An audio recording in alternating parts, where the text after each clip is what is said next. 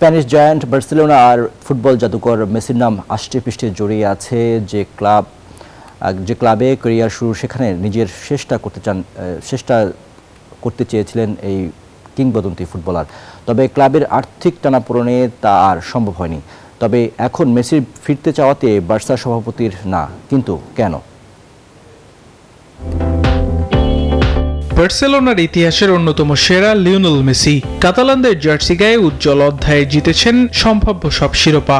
Spanish জায়ান্টের সঙ্গে তার আবেগ ভালোবাসার সাফল্য মিলেমিশে একাকার।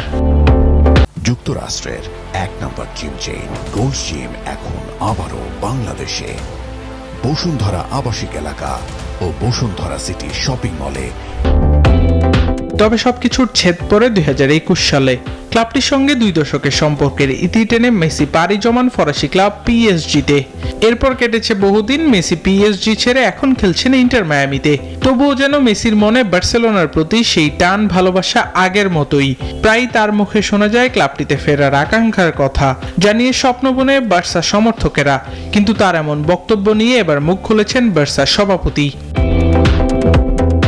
মেসির বার্সেলোনায় ফেরার ইচ্ছা বাস্তবসম্মত মনে করেন না কাতালান ক্লাবটির সভাপতি। এ বিষয়ে তিনি বলেন, মেসি ও ক্লাবের প্রতি পূর্ণ সম্মান রেখেই বলছি, আমার অবস্থান থেকে বাস্তবসম্মত নয় এমন কোনো ধারণা দেওয়াটা ঠিক হবে না। এটাও সত্যি, তার বিদায় সেভাবে হয়নি আমরা যেভাবে চেয়েছিলাম।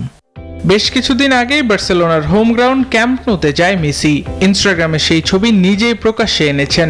পূর্বের অনেকবারের মতন ওই পোস্টে ভবিষ্যতে এখানে ফেরার আসার কথা আরেকবার শোনান 38 বছর বয়সী এই ফুটবল তারকা। আবরার আল দাইয়ান, নিউজ 24।